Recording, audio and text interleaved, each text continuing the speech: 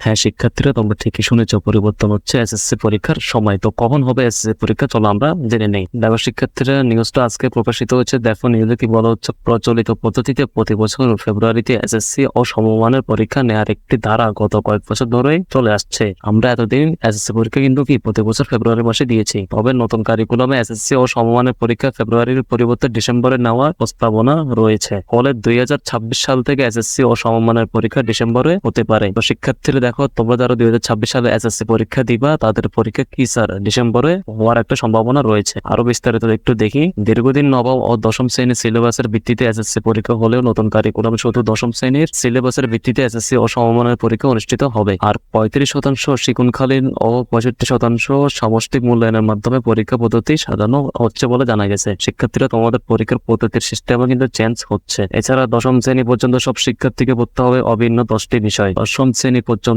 শিক্ষার্থীদেরকে 10টি বিষয় পড়তে হবে। বিষয়গুলো হলো বাংলা, ইংরেজি, গণিত, বিজ্ঞান, ইতিহাস ও সামাজিক বিজ্ঞান, ডিজিটাল প্রযুক্তি, জীব ও জীবিকা, ধর্ম শিক্ষা, স্বাস্থ্য সুরক্ষা, শিল্প ও সংস্কৃতি। এই বিষয়ে এখনো চূড়ান্ত সিদ্ধান্ত আসেনি, জানিয়ে বাংলাদেশ আন্তঃশিক্ষা বোর্ড সমন্বয় কমিটির সভাপতি অধ্যাপক তপন কুমার সরকার সময় সংবাদকে বলেন, বছরের শুরুতে এসএসসি পরীক্ষা না দিয়ে বছরের শেষে নিলে শিক্ষার্থী শিক্ষাবর্ষ পুরোপুরি ব্যবহার করতে পারবে। এসব দিক বিবেচনায় ফেব্রুয়ারি পরিবর্তে এসএসসি পরীক্ষা ডিসেম্বরে নেওয়ার সুপারিশ রয়েছে। তবে তা এখনো চূড়ান্ত না, চলতি মাসে চূড়ান্ত বৈঠকের পর তা বলা যাবে। তো শিক্ষার্থীরা, তোমাদের এসএসসি পরীক্ষা, তোমরা যারা 2026 সালে এসএসসি পরীক্ষা বা দাখিল পরীক্ষা দিবা, তোমাদের পরীক্ষা ফেব্রুয়ারিতে হওয়ার সম্ভাবনা খুবই কম। ডিসেম্বরে পরীক্ষাটা নেওয়ার বেশি সম্ভাবনা রয়েছে। দেখো এখানে কারণ, এই নিউজটা আজকে প্রকাশিত হয়েছে, দেখো 23 মে 2024। তো তোমরা সেইভাবে প্রস্তুতি নেওয়া শুরু করো। আর এরকম আপডেট নিউজ পেতে আমাদের চ্যানেলটি সাবস্ক্রাইব করে রাখো। সবাইকে ধন্যবাদ আমাদের সাথে থাকার জন্য।